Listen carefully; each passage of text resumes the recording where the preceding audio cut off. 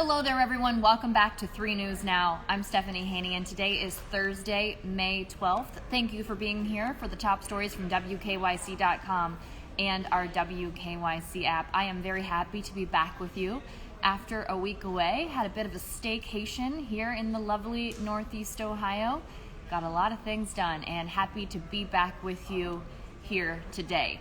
Here on 3 News Now, we bring you the stories that matter most to you here in Northeast Ohio. These are the stories that people are clicking on, reading, and sharing from our website and from our app. And we start today with some wild video captured on Interstate 77 today because there was a collision between an ODOT truck and a dump truck, and both of those vehicles went up in flames. And we've got that video as it was streamed on WKYC.com. It happened at about 7:20 a.m. this morning, so a lot of people caught in that traffic at this time. This was in Greene in the Summit County area. Now, I will tell you, both of the drivers were taken to the hospital.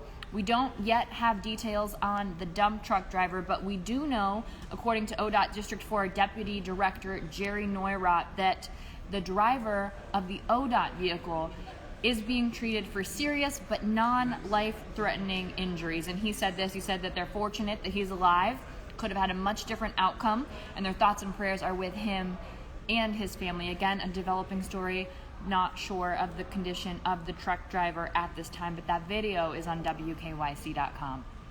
Something else on WKYC.com from our investigative team, from our investigative reporter Mark Namick, is the story of the Lake County Clerk of Courts, Faith Andrews. And now allegations against her have become public because of the fact that she disobeyed a judge's order. She had been ordered, she's an elected member of the court, an elected court official, but it was permissible to order her to do this. She had been ordered to stay to just 1 day a month in the office. This is because of employee complaints of her mocking judges and mismanaging that office. Now, she was elected in November of 2020. She ran as an outsider, promising to make Lake County Clerk of Courts office more efficient. She did defeat the 12-year incumbent Democrat Maureen G. Kelly. Now, here's the thing. The job of the Clerk of Courts is largely an administrative position. It doesn't have much to do with national policy, but Faith Andrews did align herself with former President Donald Trump's America First agenda. That's according to her campaign literature.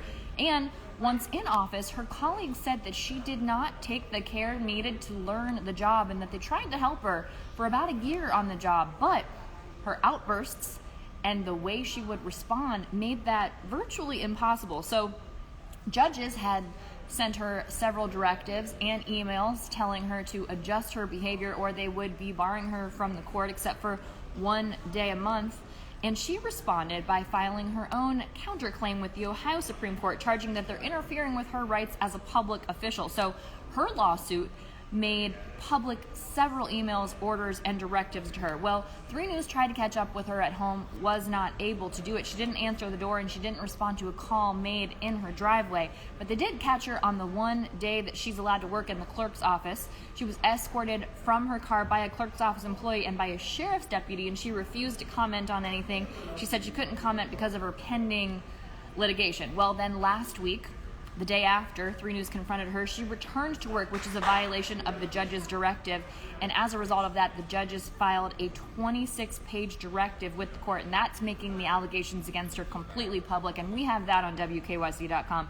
And some of these allegations are just absolutely wild. She's being accused of pounding her fists on a table or a countertop, using foul language, words that are not written on our website. They start with 1 letter and they're followed by many asterisks. So you can use your imagination there. You can go to WKYC.com. You can look at those directives yourself and see exactly what she's accused of doing.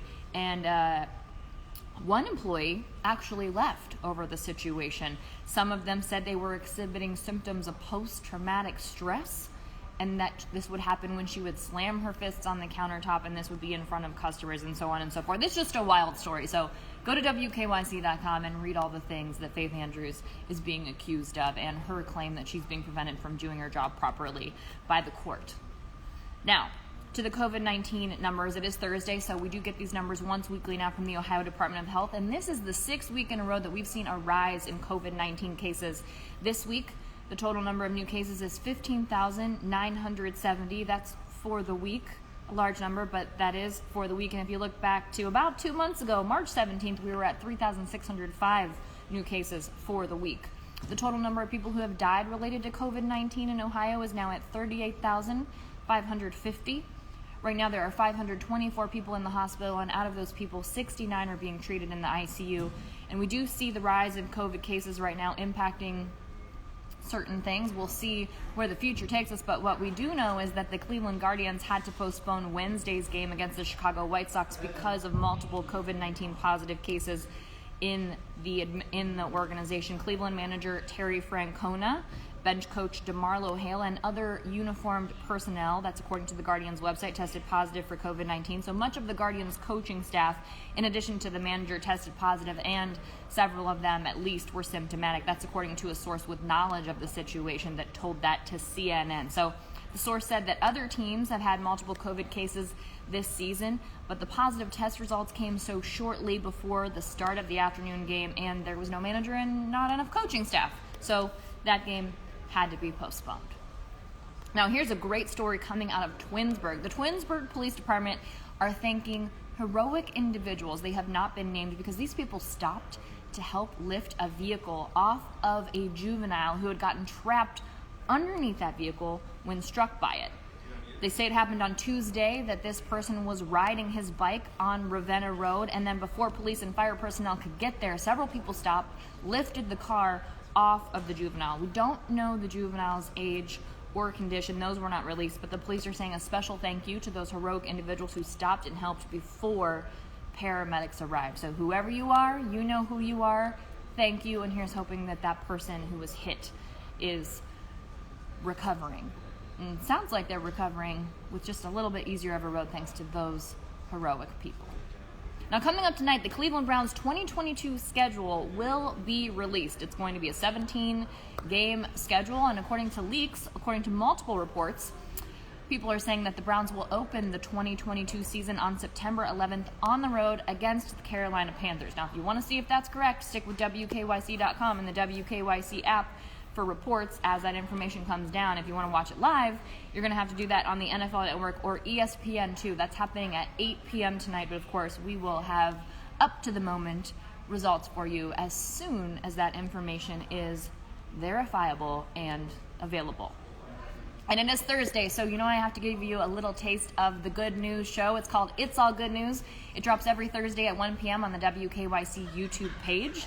And we start off with our wins of the week this week. You may have seen this house on social media. There's this account called Zillow Gone Wild, and this is perfect because it's a house here in Cleveland, 3-bedroom, 3 baths, nice house, and it has dinosaurs and giraffes and mastodons and mammoths and, you know, all of those prehistoric elephant-type creatures all over the yard. They were made by the owner, and it is quite a sight to see. But here is the real win of the week here. It does come with those animals, by the way. The owner told us that he's moving back to Africa, so he will not be needing to take those animals with him. He said it'd be cheaper for him to make them again in Africa, even though you don't really need to make them in Africa, because you can see some of those animals just kind of wandering around. Not the dinosaurs, of course, anyway. Getting a little on a tangent here. The house is $162,000, so if you've been looking at the housing market lately, it might be worth picking it up and figuring out what to do with those dinosaurs. If you don't want them, who knows, maybe you could put a little Santa hat on your dinosaur or whatever holiday that you may choose to celebrate, decorate it for the holidays, or, you know, ship the dinosaurs to the backyard, who knows, or maybe a neighbor would want them. Anyway, $162,000 for that house, complete with its very own version of Jurassic Park. And we also have to celebrate Cleveland boxer Montana Too Pretty Love for winning in his undercard fight in the Dmitry Bolev and the Canelo Alvarez fight that was in Vegas on the 7th. Congratulations to him. We have some of his backstory in the Good News show, so you can find that again on the WKYC YouTube page. Here's some more good news. Cedar Point has been voted the 6th best amusement park in America for 2022 and consistently ranked in the top 10. Well, this is a new poll. They do it annually by USA Today. It's their annual 10 best fan vote. This year, Cedar Point got 6th, which is an increase from last year when Cedar Point got 7th. In 2020, Cedar Point ranked 2nd, so hey, we're not gonna split hairs about that one. But happy to be on the upswing.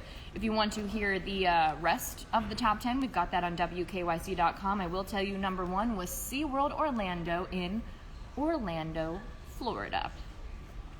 All right. Here is something you might be happy about if you have ever been to a Bojangles in the South.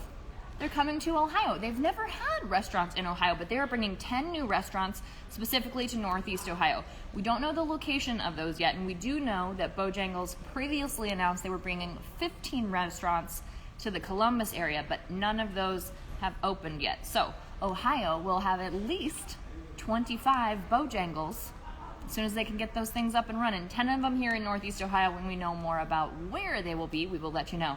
And one more thing to let you know before we go here. This week, there will be a super flower blood moon, and that is what it is called. Yes, this is happening on Sunday night. It is really called that. So the sun, moon, and earth will align on Sunday night, and it'll cast a shadow on the full moon's surface. So it'll give the moon a striking reddish hue. That's why lunar eclipses are also called blood moons. So that's the blood part of the name. Now, this month's full moon is also a super moon, which means it looks bigger and brighter than usual because it's the closest point to Earth in its orbit. So as the moon is traveling around the Earth, this one particularly will be close as possible as it's going to get to Earth. And then the flower part comes from May, and it's just the full moon's spring-themed nickname. So that is why it is called the super flower blood moon, and it's happening on Sunday night. So here in the eastern U.S., it's going to start about 10:30 p.m. Eastern time, and then totality, or the full moment of the full moon, will be an hour later, and that'll last for about an hour and a half. So 11:30 till about 1 a.m. into Monday morning is when you're going to see it at its most prime, at its biggest, at its brightest. And if it's cloudy, or you're not able to see it for some reason, NASA will have a live stream on Sunday night, and there is viewing information linked at WKYC.com. And that's it for your 3 News Now update today for Thursday, May 12th. I may have said Monday because this is the start of my short week. I may have said Monday earlier. Not sure if I did. I know I said it earlier in the newsroom, but it's definitely Thursday, so either way, if I said it wrong, then I'm saying it wrong now. I'm saying it right now. Thursday, May 12th, and I will see you back here tomorrow on Friday, May 13th. We have a Friday the 13th coming up tomorrow. So if you're superstitious, do all your superstitious things and get them ready. I'll see you here tomorrow for more 3 News Now.